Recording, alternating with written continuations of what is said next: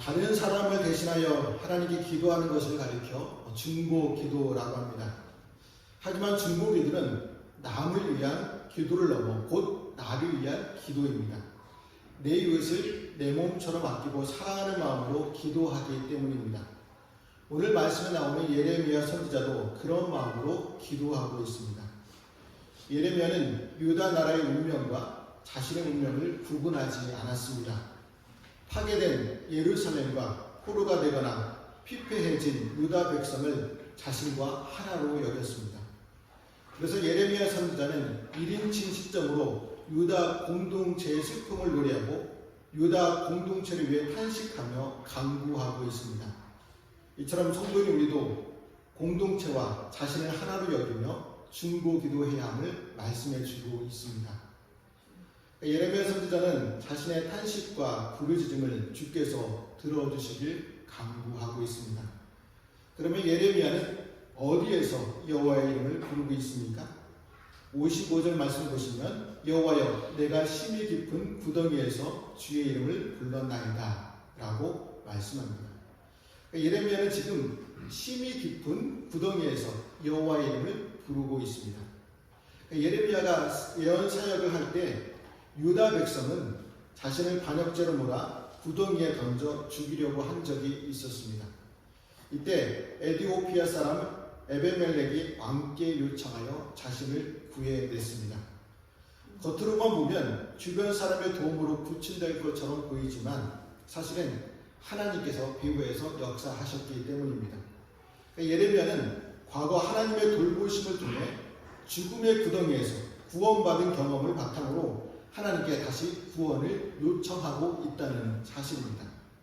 하지만 이것은 단지 예레미야 한 개인의 구원이 아니라 공동체를 위한 구원 요청이었습니다. 예레미야는 자신을 공동체와 하나로 연합시켜서 기도하고 있습니다. 선지자가 구덩이에서 하나님의 이름을 부르는 것은 마치 유다 공동체가 하나님의 이름을 부르며 구원을 요청하는 것이나 마찬가지입니다. 예레미야의 공동체를 위한 기도는 오늘 우리에게 중요한 교훈을 주고 있습니다. 왜냐하면 평소 하나님을 잘 믿는다고 자부하던 사람들도 공동체가 더 이상 어찌 해볼 수 없을 정도의 절망적인 상황 속에 빠지면 용기를 잃고 좌절해버립니다.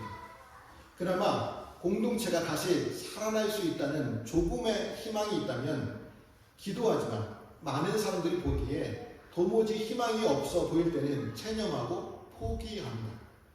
그러나 하나님은 공동체가 아무리 깊은 곳에 있어도 극한의 어둠 속에 있어도 믿는 자들의 부르짖음을 들어주십니다.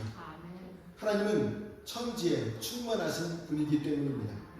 하나님은 우리가 아무리 하늘 높은 곳에 있을지라도 또한 깊은 바다 속에 있을지라도 시간과 장소에 관계없이 우리의 기도를 들으시고 인도해 주십니다. 그러니까 인간적 통신 수단이 끊긴 상황 속에 있어도 기도를 통해 하나님과 연결되는 선은 결코 두절되지 않는다는 사실입니다. 그러니까 사망이나 생명이나 천사들이나 권세자들이나 현재 일어난 장래에 일어난 일이나 능력이나 높음이나 기쁨이나 다른 어떤 피조물이라도 우리를 우리 주 그리스도 안에 있는 하나님의 사랑에서 끊을 수 없기 때문입니다. 우리가 깊은 절망의 시험에 빠졌을 때, 공동체가 어려움에 처했을 때 하나님도 우리의 기도를 들으실 수 없다고 생각하며 스스로 포기하지는 않았습니까? 그것은 사탄의 강교한 속삭임에 속는 것임을 알아야 합니다. 하나님은 우리가 높은 곳에서 떨어져도 천사를 보내 받쳐주시는 분이고 거꾸로 아무리 깊은 곳에 있어도 기도를 들으시고 우리의 사정과 형편을 아십니다. 그래서 절망 가운데서도 건져주시는 분입니다. 상황이 아무리 어둡고 절망적일수록 더욱 큰 용기와 소망을 가지고 기도하십시오. 그럴 때 인간적으로 불가능하다고 여겨지는 상황 가운데서도 우리를 도와주실 줄 믿습니다. 자, 보십시오. 선지자의 탄식과 부르짖음에 하나님은 어떻게 응답하셨습니까? 우리 57절 말씀을 같이 읽어보겠습니다. 내가 죽게 아랫날에 주께서 내게 가까이하여 이르시되 두려워하지 말라 하셨나이다. 예레미야 선지자가 구덩이에서 탄식하며 구원을 강구할 때 하나님은 강구를 외면하지 않으시고 가까이 다가오셔서 두려워하지 말라 위로의 말씀을 해 주십니다. 시편 말씀에서도 시인이 하나님께 부르짖을 때 하나님께서 친히 나타나서 위로하고 고쳐주셨다고 고백하고 있습니다. 그러니까 예레미야는 공동체와 자기를 하나로 여기며 공동체를 대신하여 하나님께 간구하고 있습니다. 하나님은 그런 예레미야의 기도를 외면하지 않으시고 유다 공동체에게 위로의 메시지를 전달하십니다. 어떤 위로의 메시지였을까요? 유다 공동체가 현재 포로 상황 가운데 있지만 다시 회복되어 예루살렘으로 돌아갈 것이라는 위로의 말씀입니다. 하나님은 유다 백성이 절망적인 구덩이에 빠져 있을 때에도 희망의 메시지를 전해 주셨습니다. 여기서 우리는 두 가지 사실을 알 수 있습니다. 먼저는 우리 하나님은 우리가 기도할 때 가장 가까이 계신다는 사실입니다. 자, 이것은 너무나 당연한 사실이죠. 그러니까 서양 사람들은요, 상대가 중요한 말을 할 때는 나는 온몸이 귀가 되었다라는 재미있는 표현을 하며 바싹 다가가 않는다고 합니다. 하물며 하나님의 자녀가 위기를 맞아 부르짖는데 하나님께서 멀리 계시겠습니까? 절대 그럴 일은 없습니다. 다음으로 가까이 오셔서 가만히 계신 것이 아니라 두려워 말라라는 하나님의 말씀으로 위로와 용기를 주신다는 사실입니다. 성경을 보면 두려워하지 말라라는 말씀 뒤에는 항상 하나님의 기적과 능력이 나타났습니다. 이처럼 하나님께서 항상 우리와 함께 동행하시며 위기에 처할 때마다 위로와 능력을 베풀어 주십니다.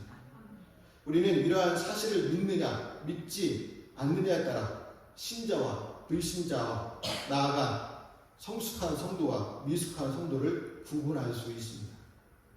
그러니까 세상을 믿지 않는 사람들은 이러하신 하나님을 알지도 믿지도 못합니다. 그래서 돈이나 권세, 지위, 인맥 등 이 땅의 것들을 의지하며 위로로 삼습니다. 하지만 임마누엘의 하나님을 믿는 사람은 당장 손에 아무것도 없어도 언제 어디서나 흔들리지 않는 모습으로 담대히 살아갈 수 있습니다. 만일 우리가 입으로 하나님을 믿습니다 라고 하면서도 위기 상황에 처했을 때 인간적인 수단을 찾으며 불안하여 어쩔 줄 모르고 있다면 아직 하나님을 믿는 초보 단계의 미숙한 상태에 있다는 것이죠. 여러분, 우리는 성도로서 하나님께서 함께 하심을 언제 어디서나 믿어야 합니다. 우리 하나님은 과거 이스라엘이 광야에 있을 때에도 구름 기둥과 불 기둥으로 동행하심으로 나타내 주셨습니다. 오늘과 우리에게도 주님의 말씀을 통해서 세상 끝날까지 함께 하신다고 약속해 주셨습니다. 하나님께서 함께 하신 우리는 거친 파도와 타는 불 속에서도 안전하다는 사실을 믿어야 합니다. 사도 바울이 풍랑이 있는 바다 속에서도 평안을 누리고 다윗이 골리앗을 향해 담대히 나아갔던 것처럼 언제 어느 곳에 있든지 흔들리지 않는 담대함으로 살아가시기를 바랍니다. 그러면 예레미야 선지자는 왜 하나님께 탄식하며 간구하였을까요? 우리 58절과 59절 말씀으로 같이 읽어보겠습니다. 주여, 주께서 내 심령의 원통함을 풀어주셨고 내 생명을 성량하셨나이다. 여호와여, 나의 억울함을 보셨사오니 나를 위하여 원통함을 풀어주옵소서. 예레미야는 하나님께 원통함을 풀어달라고 간구하고 있습니다. 예레미야 선지자는 과거에 하나님께서 어떻게 자기를 구원해 주셨는지를 상기시키고 있습니다. 원수들이 이유 없이 자신을 죽이려 할 때 하나님께서 구원해 주셨습니다. 이처럼 하나님께서 과거에 자신의 변호인이 되어 주며 위로하셨던 것처럼 앞으로도 하나님께서 유다 공동체를 구원해 주시기를 간구하고 있습니다.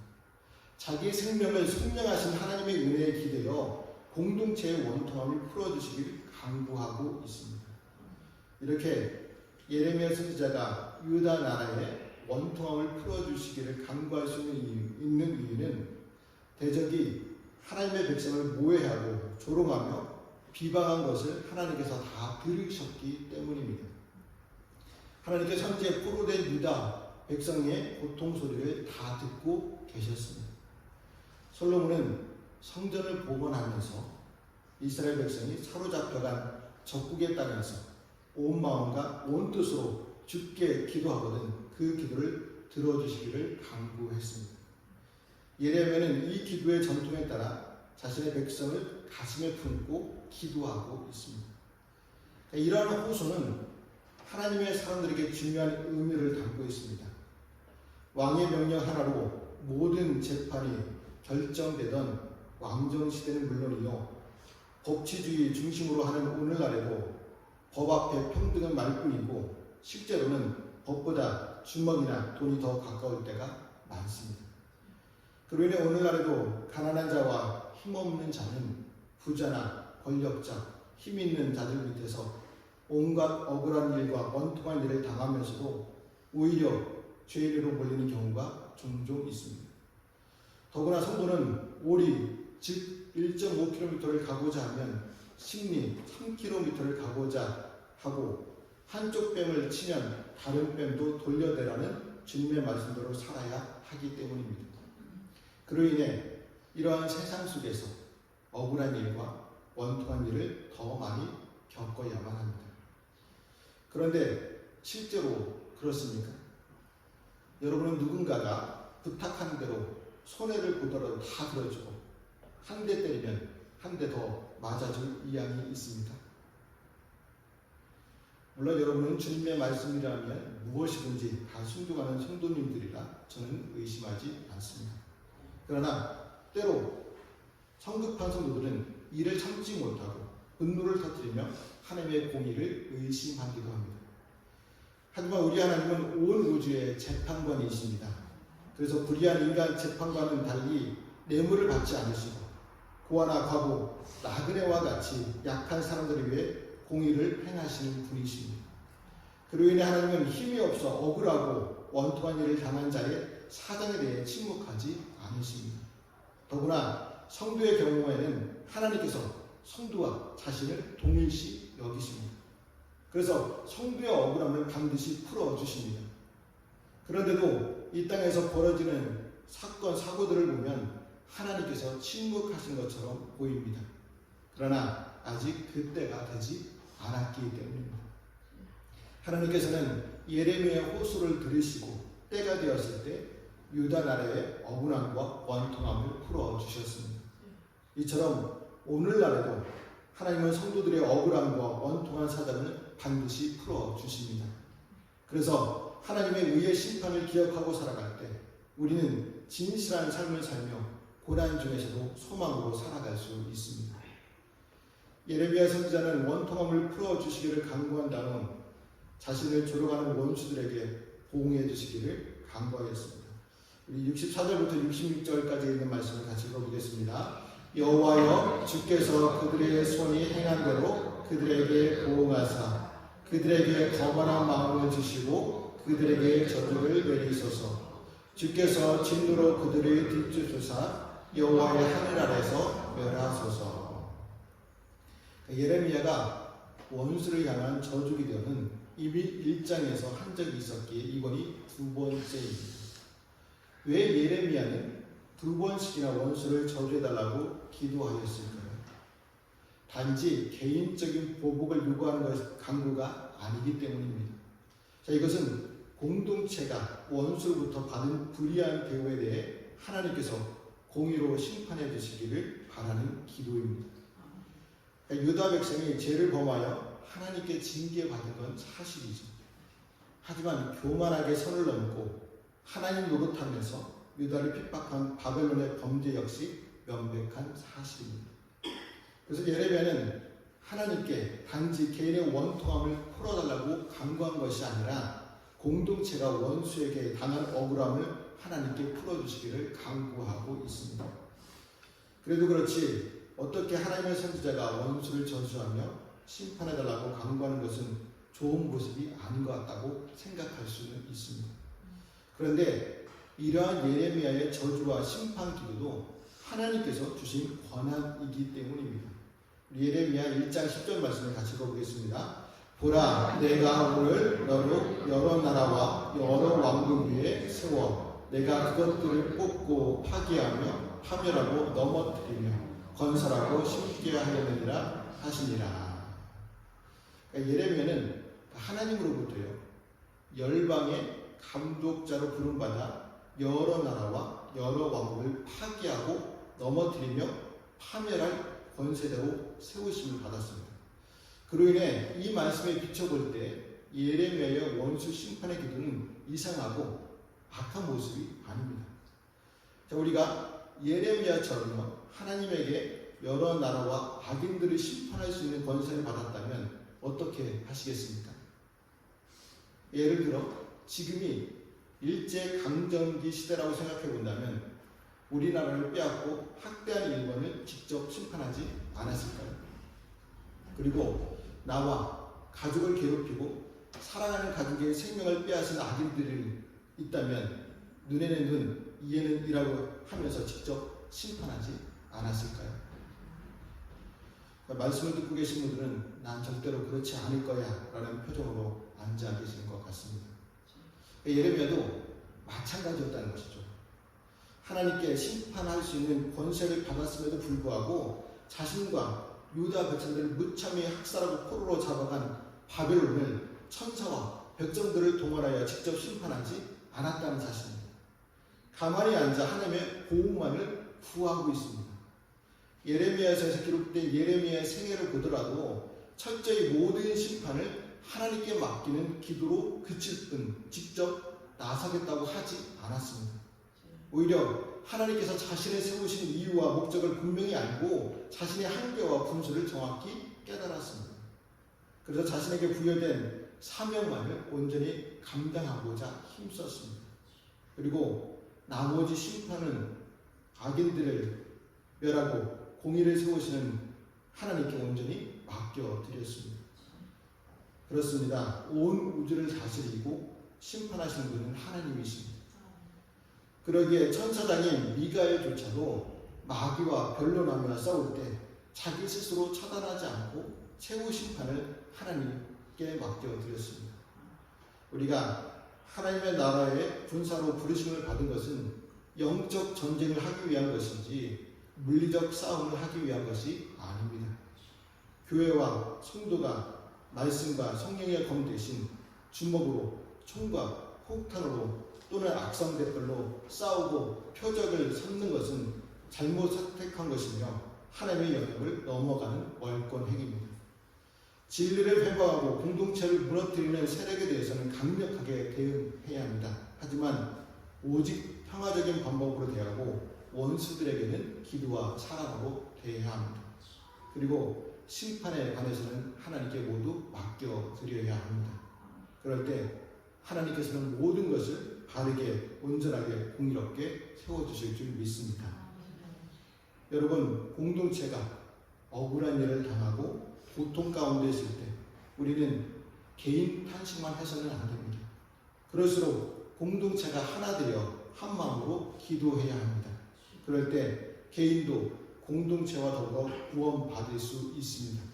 그러므로 우리와 공동체의 억울한 상황을 외면하지 않으시고 악한 권세로부터 지켜주시는 하나님께 믿음으로 더욱 간절히 부르짖어 소망을 발견하는 저와 여러분 되시기를 주님의 이름으로 말씀을 드립니다. 기도하시겠습니다. 하나님,